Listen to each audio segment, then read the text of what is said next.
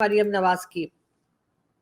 जी हाँ, मरियम नवाज जो पाकिस्तान में पहली चीफ मिनिस्टर बनी है, यानी पहली फीमेल चीफ मिनिस्टर बनी है पंजाब की, और आते ही उन्होंने जो स्टेटमेंट्स दिए थे, यानी कि चीफ मिनिस्टर बनने के बाद वैसे तो बहुत से अच्छे स्टेटमेंट भी उन्होंने दिए, जिसको मैंने आपको इससे पहले वीडियो में भी बताया कि आई विश कि अगर वो सारी बातें सच हो जाएं और उसमें से अगर 50% भी वो ठीक कर पाए तो बहुत अच्छा होगा। लेकिन बात उन्होंने की है पीएम मोदी की, या ये कह लीजिए भारत की बात की है। मरियम नवाज का कहना ये है कि जी कहीं ना कहीं जाकर पाकिस्तान के बारे में मरियम नवाज का कहना ये है कि जी जो पीएम मोदी हैं उनको कॉपी किया जाएगा। पीएम मोदी की जो इकोनॉमी को लेके पॉलिसीज हैं उनको पाकिस्तान कॉपी करेगा। मरियम नवाज जो कि पंजाब प्रोविंस की पहली सीएम विमेन बनी है, आज उन्होंने जो इकोनॉमिक मॉडल पार्लियामेंट के अंदर पेश किया उससे ये वाजिया हो गया कि मरियम नवाज प्राइम मिनिस्टर नरेंद्र मोदी की बहुत बड़ी फ़ैन है। मैं ये बात इस वजह से कर रही हूँ कि मरियम नवाज ने जो इकोनॉमिक मॉडल आज पेश किया ये वही इकोनॉमिक मॉडल है जो प्राइम मिनिस्टर नरेंद्र मोदी जब गुजरात के सीएम बने तो उन्होंने ये पेश किया था।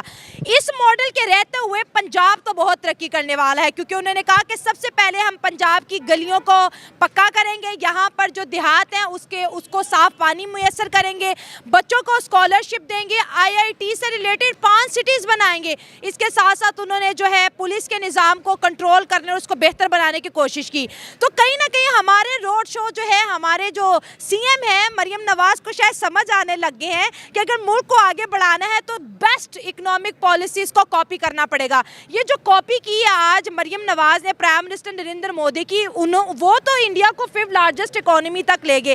क्या मरियम नवाज पंजाब को उस तरह गुजरात की तरह डेवलप कर पाएंगी? साहब देखिए, बात ये है कि इसमें कोई शक नहीं है कि मरियम नवाज का बतौर एक खातून पंजाब की पहली वज़ीर आला बनने पर वो मुबारकबाद की मुस्तहिक हैं। उनकी बड़ी जद्दोजहद है, एक सियासी घराने में पैदा हुई हैं, आँख ही उन्होंने सियासत में खोली है। तो उसके बाद उन्होंने जिस तरीके से अपने वालिद साहब की कैंपेन चलाई, जलसे किए, पंजाब पूरे के दौरे किए, ग्रास रूट लेवल पे ना सिर्फ वर्करों से मिली बल्कि उनके जो एमपीएज एमएनएज के कैंडिडेट्स होते हैं उनसे भी वो मुसलसल राब्ते में रहीं। उसके बाद फिर उन्होंने जो है वो सियासत में एक किस्म की समझ लें मास्टर्स की डिग्री कर ली जब वो जेल गई, और उनको काल कोठरी में रखा गया, फांसी की कोठरी में रखा गया, और उनके ज़हनी तशद्दुद बहुत ज्यादा किया गया उनके ऊपर। उनके पास यहाँ से जो गाड़ियाँ हैं वो अपनी खुद बनाते हैं। आप उनकी एसयूवीज देखें, थार देखें, उनकी आप बाइक्स देखें, बुलेट देखें, ये देखें वो क्वालिटी बनाते हैं, और उनकी जो कौम है वो भी अपने प्रोडक्ट को पसंद करती है। और जहाँ तक स्टेट पॉलिसी की बात रही कि आप इंडिया को देखें कि जो इंडिया है वो अपने जो इन्वेस्टर्स हैं, जो इंडस्ट्रियलिस्ट हैं, उनको एक सोशल सिक्योरिटी। दोस्तों, आफ्टर ऑल काफ़ी लंबे संघर्ष और जदोजहद के बाद पाकिस्तान में जो चुनाव हुए थे उसके रिजल्ट डिक्लेयर करने ही पड़े वहाँ की आर्मी को मजबूरन में। आर्मी नहीं चाह रही थी कि किसी को कुछ घोषित किया जाए। अब नए रिजल्ट के हिसाब से जो नवाज शरीफ की बेटी है मरियम नवाज, उसको पाकिस्तान के जो प्रांत पंजाब है उसका चीफ मिनिस्टर बनाया गया है। ये सबसे बड़ा एरिया है पाकिस्तान का, ऑलमोस्ट 12 करोड़ लोग की आबादी, यानी कि ऑलमोस्ट 50% आबादी पाकिस्तान की इसी एरिया में रहती है। और इस एरिया की डेवलपमेंट के लिए जो वहाँ के चीफ मिनिस्टर मरियम नवाज बनी, उन्होंने भारत के मॉडल को अपनाना चाहा।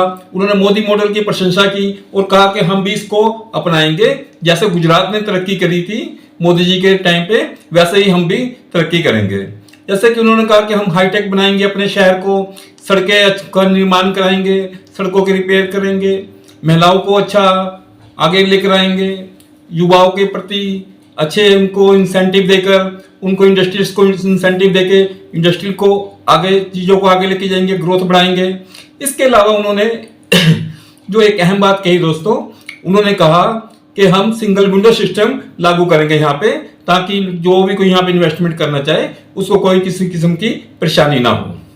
दोस्तों, उनकी सोच अच्छी है, नो डाउट। अगर वो भारत को अपना दुश्मन ही मानते हैं, दुश्मन से भी कोई चीज़ सीखने को मिलने की अगर उम्मीद हो तो उससे भी सीख लेनी चाहिए। नो डाउट, अगर वो भारत को अपना दुश्मन ही मानते हैं तब भी अगर दुश्मन से भी कोई अच्छी चीज़ सीखी जा सकती हो तो सीखनी चाहिए उनको। ऐसा ही वो कर रही हैं, अच्छी बात है। वैसे भी उनके जो फादर हैं वो हमेशा भी पहले भी स्टेटमेंट दे चुके हैं कि भारत की तरफ उनका पॉजिटिव झुकाव रहा है, भारत के साथ अच्छे संबंध बनाना चाहते हैं। ये भी इस तरफ इशारा करती हैं कि हम भारत के साथ अच्छे संबंध स्थापित करेंगे। तो बहुत अच्छी बात है, अगर इस तरह से ऐसा करते हैं तो उनके लिए ठीक होगा। परंतु सबसे बड़ी मुसीबत की बात तो ये है कि उनको ऐसा करने नहीं दिया जाएगा, क्योंकि जो प्रांत पंजाब है, इनका सूबा पंजाब है, वहां पे सारा ही इनकी आर्मी का ज्यादा से ज्यादा कारोबार भी पंजाब में ही है। आर्मी वहां पे इंडस्ट्री चलाती है, वहां पे आर्मी प्रॉपर्टी डीलिंग वाला काम सारा वही करती है। तो इस करके वो इनको स्टैब्लिश नहीं होने देंगे, वहां पे इनके पैर नहीं जमने देंगे। वो चाहेंगे नहीं कि यहाँ का बिजनेस कोई और लोग करें, जो क्यों वो बिजनेस एट प्रेजेंट आर्मी कर रही है। आर्मी के बेस में होकर वहां पे बिजनेसमैन ज्यादा काम करती है। तो दोस्तों ये वो इनकी टांगे खींचेंगे, वो नहीं चाहेंगे कि ये लोग ये प्रांत डेवलप हो और इसका फायदा वहां के कोई और बिजनेसमैन उठा सके। ये इनके लिए सबसे बड़ी अड़चन साबित होगा। वैसे तो नवाज शरीफ साहब ने उनको बहुत समझा कि भेजा होगा, बैक एंड पे वही होंगे, सारी चीजें वही मैनेज कर रहे होंगे, तो उम्मीद है कि काफी हद तक इनको चीजों को संभालने में कामयाब रहेंगी। लेकिन दोस्तों आर्मी है, ये बिल्कुल टिकने नहीं देती यहाँ पे किसी को। हो सकता है इनकी 5 साल से पहले इनको गुड बाय कह के वो भेज भी दें। तो ये आने वाला वक्त ही बताएगा। उनकी सोच तो अच्छी है कि भारत से अगर कुछ सीखने को चीज मिल रही है तो सीख लेने में कोई बुराई नहीं है। तो देखते हैं दोस्तों वहां के सूझबूझ लोग हैं वो अपने क्या विचार रख रहे हैं इस विषय के ऊपर।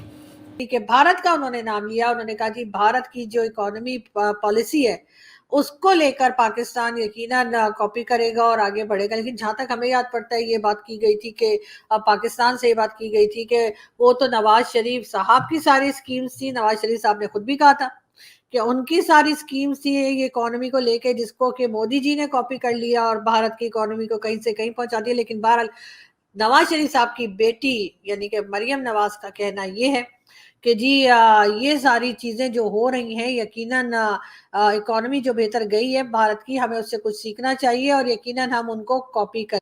जी, बात हम करेंगे एक बार फिर मरियम नवाज की। पहले हम एक क्लिप देखते हैं और फिर बात करते हैं। जी हाँ, ये क्लिप आपने देखा, ये मरियम नवाज का क्लिप था और उसमें मरियम नवाज जो है वो अपने फादर यानी कि अपने अब्बा जी यानी कि अपने पिताजी नवाज शरीफ साहब के पांव छूती हुई और उनसे आशीर्वाद लेती हुई, उनसे दुआएं लेती हुई आपको दिखाई दी हैं। इसके ऊपर जी हमारे सीनियर जर्नलिस्ट हामिद मीर साहब का कहना ये है कि हामिद मीर साहब ने ट्वीट लगाई और इसमें रखा, ये रस्म किस मजहब की है। मैं ये बता दूं हामिद मीर साहब के साथ ही मैंने रिप्लाई भी लिखा हुआ है कि इसको तमीज कहते हैं और ये हर मजहब, ये किसी भी मजहब में आपको ये कर सकते हैं आप, और ये इज्जत ये रिस्पेक्ट आप अपने पेरेंट्स को दे सकते हैं। सिर्फ फर्क इतना है कि आपके पास अकल होनी चाहिए और आप इस तरह की फजूल की बातें ना कर सके तो ही बेहतर होता। अजीब सी बात है, हमारे सीनियर जर्नलिस्ट हैं, बहुत लोग उन्हें पसंद करते हैं, कई हमारे इंडियन दोस्त भी जो है वो तारीफें करते नहीं थकते हामिद मीर साहब का। लेकिन हामिद मीर साहब इस तरह की बातें, इस तरह की छोटी बातें करके अपने आप को बहुत छोटा कर देते हैं और अपनी सोच को बहुत छोटा बता देते हैं, और जो कि यकीनन बहुत अफसोसनाक है। मरियम नवाज जो जिस तरह से अपने फादर को रिस्पेक्ट दे रही थी, उनसे उनके सामने उन्होंने पांव छुए उनके और आशीर्वाद लिया या दुआएं ली, तो वो मेरा ख्याल है हामिद मीर साहब जैसे को ये अच्छा नहीं लगता बोलते हुए, लेकिन ये कि हामिद मीर साहब को ये बात नहीं करनी चाहिए थी और उनको कम से कम इतनी अकल होनी चाहिए थी कि किसी के आगे, बड़ों के आगे इंसान हाथ भी जोड़ता है, पांव भी छूता है और उसको रिस्पेक्ट देते हैं। हमारे यहाँ अभी तक सिंध में ये कल्चर अभी भी चलता चला जा रहा है और सिंध में अभी तक लोग यही करते हैं। उसके लिए ना हिंदू है ना मुस्लिम है, किसी भी रिलीजन के होते हैं, अपने बड़ों के सामने हाथ भी जोड़ते हैं और उनके पांव भी छुए जाते हैं। और अगर आपको यकीन नहीं तो आप देख लीजिए, आसिफ अली जरदारी साहब को देख लीजिए, उनकी फैमिली को देख लीजिए, बाकी जो सिंध में जो फैमिलीज रहती हैं उनको देख लीजिए। लेकिन बहरहाल हामिद मीर साहब ने ये जो ट्वीट लगाई है यकीनन उनको उस पर शर्मिंदा होना चाहिए और हो सके तो इस ट्वीट को हटा देना चाहिए। लेकिन खैर वो ऐसा नहीं करेंगे क्योंकि उनके हिसाब से वो जो कुछ करते हैं वो सही करते हैं और बाकी सब लोग दबंग एंट्री तो इन्होंने धांधली से मारी है,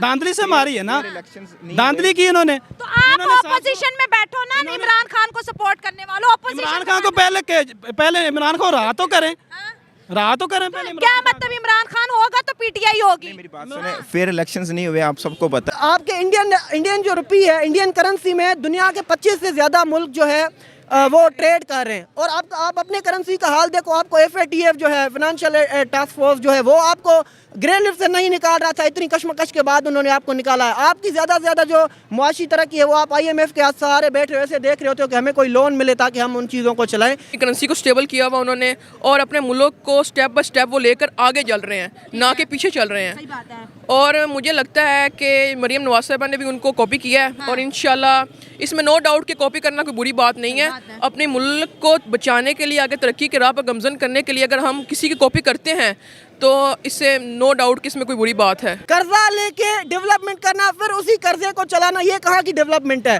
जिस तरह के लिए मजीद कर्जे भी लेना, जिस तरह आप देखें, आपका जो ऑरेंज ट्रेन मंसूबा है, अगर ये ना चले तो 8 अरब रुपए का नुकसान करता है, चले तो 5 अरब रुपए का नुकसान करता है। ये कहाँ की मुआशी तरक्की है? अपने आपने मुआशी तरक्की करनी थी, आप एजुकेशनल इंस्टीट्यूशंस ओपन करो, आप अपनी यूथ को जिस तरफ मुआशी स्टेबलिटी होती है आप उस तरफ ले जाओ।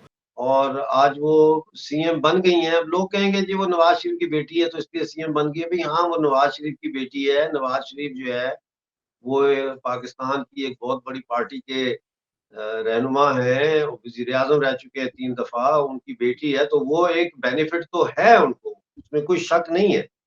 लेकिन इम्पोर्टेंट जो कल इवेंट था वो उनकी तकरीर थी और मैंने वो पूरी तकरीर सुनी, हल्फ भी सुना, तकरीर भी सुनी। तो उसमें जो मॉडल उन्होंने दिया है पंजाब का इकोनॉमिक प्रोग्रेस का 5 साला मंसूबा समझ लें, क्योंकि वो बार-बार ये कहती थी 5 साल बाद जब हम छोड़ के जाएंगे पंजाब को तो एक बेहतर पंजाब होगा। तो वो 5 साला मंसूबा एक किस्म का उन्होंने बनाया है। अब इसमें जो उन्होंने कहा है कि वो करना चाहती हैं, वो सबसे इम्पोर्टेंट तो उसमें जो है उन्होंने ज़राअत की बात की है कि ज़राअत को जो है वो किया जाएगा, मैकेनाइज किया जाए उसको और उसकी प्रोडक्टिविटी को बेहतर किया जाए और ये सारी चीजें उन्होंने।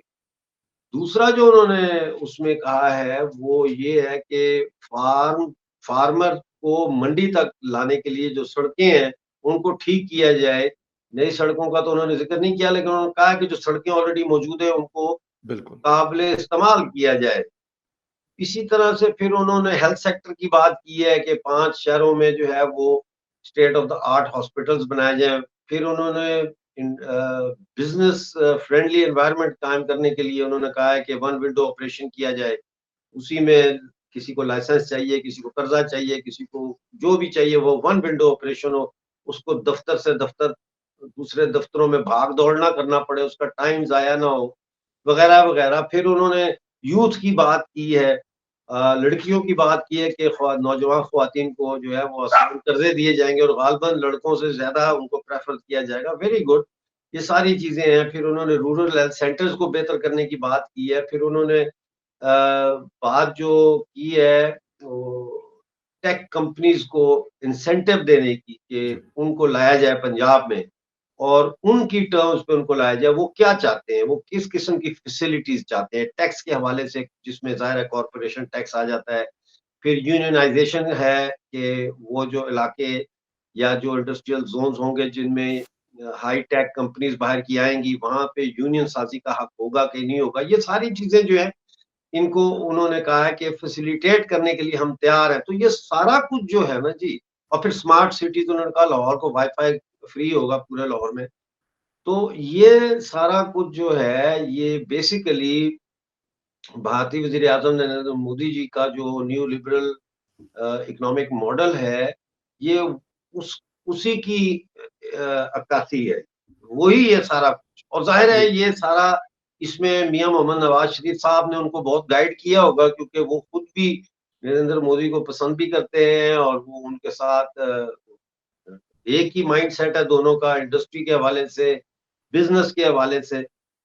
लेकिन मेरा सवाल जो है वो ये है कि ये करेंगे कैसे? देखें, इंडिया में जो किया है मोदी जी ने, ठीक है ना, एकदम 5वीं बड़ी इकोनॉमी बन गई। बिल्कुल बिल्कुल सही। अब वो कहते हैं कि अगले 4 साल में तीसरी बनाएंगे, पहले चौथी कहते थे, वो कहते नहीं अब हम तीसरी बड़ी इकोनॉमी बनने जा रहे हैं। बिल्कुल बेशक। फिर आप देखते हैं G20 वहां हुई, सारा कुछ इन्वेस्टमेंट्स आ रही हैं वहां पे, पूरा मुल्क डिजिटाइज कर दिया उन्होंने।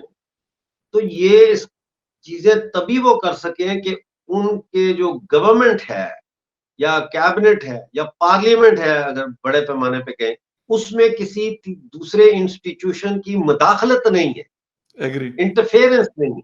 जी बिल्कुल तो उसका वजह यह है कि इंडिया में डेमोक्रेसी बहुत स्ट्रांग है, उस रूटेड है, उस माशरे के मिजाज में रूटेड है वो।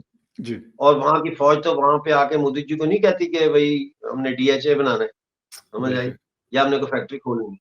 बिल्कुल सही तो ऐसे में पंजाब जो तकरीबन 12-12.5 करोड़ की आबादी का सबसे बड़ा सूबा है आबादी के लिहाज से पाकिस्तान बिल्कुल। का, इस सूबे में ही तो सबसे ज्यादा आर्मी की बिजनेस एंटरप्राइज की इन्वेस्टमेंट्स हैं, सीमेंट फैक्ट्रियों से लेकर शुगर मिलों तक, बिल्कुल ज़रूरी जमीनों से लेकर मिलिट्री फार्म्स तक, बिल्कुल सारे कुछ पे तो वो है, बैंकिंग के ऊपर वो इन्वॉल्व है। तो आप कैसे प्राइवेट सेक्टर को कायम करेंगे जबकि आपका मुकाबला जो है वो हिंदुस्तान की मंडी से नहीं है बल्कि अपने अंदर ही एक और मंडी से है जिसके ऊपर पाकिस्तान की मिलिट्री एस्टेब्लिशमेंट का कब्जा है। $100 बिलियन सालाना की वो उनकी इंडस्ट्री है भाई, तो वो आपको चलने देंगे? पहली बात तो ये है। दूसरी बात इसमें आ जाती है जो वो ये है कि जब तक आपके यहाँ डेमोक्रेटिक इंस्टीट्यूशन जो है पार्लियामेंट का वो फ्री नहीं होता एस्टैब्लिशमेंट की गिरफ्त से, आप फैसले कैसे करेंगे? वो पीछे बैठे मैनिपुलेट करेंगे, 2 वोट इधर से लिए, 4 वोट उधर से लिए, आपका बिल ही पास ना हो फिर। तो अभी और फिर आपके यहाँ फ्रीडम ऑफ स्पीच नहीं है, बिल्कुल भी नहीं है ना। आप ट्विटर सर 13 दिन से बंद है ट्विटर। अभी देखें आप, असद अली टूर को उठा लिया है, इमरान रियाज को फिर उठा लिया है, FIA से पूछते हुए कहते ना वो हाँ करते हैं ना वो ना करते हैं। आज हामिद मीर ने जो है उसने मूवमेंट शुरू कर दी है कि सबको गिरफ्तार करो, हम सबको पकड़ो। बिल्कुल सही। पहले तो कहते थे ना रिहा करो, अब वो कहता नहीं हम रिहा का मुतालबा नहीं करते, एक ही दफा पकड़ो जिसको पकड़ना है। ये रोज रोज का झंझट ही खत्म हो। इस समाज में अब मरियम नवाज जो है वो बनी है चीफ मिनिस्टर, 5 साल के लिए बनी है या उससे पहले उनको फारिग किया जाता है, आई डोंट नो। लेकिन मैं भी सोच रहा था कि अगर मैं जब पाकिस्तान में होता था और मरियम नवाज होती तो मैं यकीनन उनसे अपॉइंटमेंट लेके मिलने जाता। और जो उन्होंने हेल्थ प्रोग्राम दिया है, हेल्थ का जो सिस्टम बनाया दिया है उन्होंने, बिल्कुल वो सिस्टम मैंने लिख के पूरा प्रपोजल बेनजीर भुट्टो साहब को इस्लामाबाद में उनको हाथ में दिया था। तो उनकी सेक्रेटरी ने बाद में मुझे बुलाया मीटिंग के लिए, तो उन्होंने मुझे कहा कि आप लोग जब मांगते हैं तो इतना मुंह खोल के मांगते हैं। हालांकि मैंने कोई तनख्वाह नहीं मांगी थी, कोई पैसे नहीं मांगे थे। दोस्तों अगर आपको मेरी वीडियो पसंद आए तो प्लीज मेरी वीडियो को लाइक और सब्सक्राइब जरूर कीजिएगा। तब तक आप अपना ख्याल रखिएगा। मिलते हैं दोस्तों एक अगली वीडियो में। नमस्कार दोस्तों।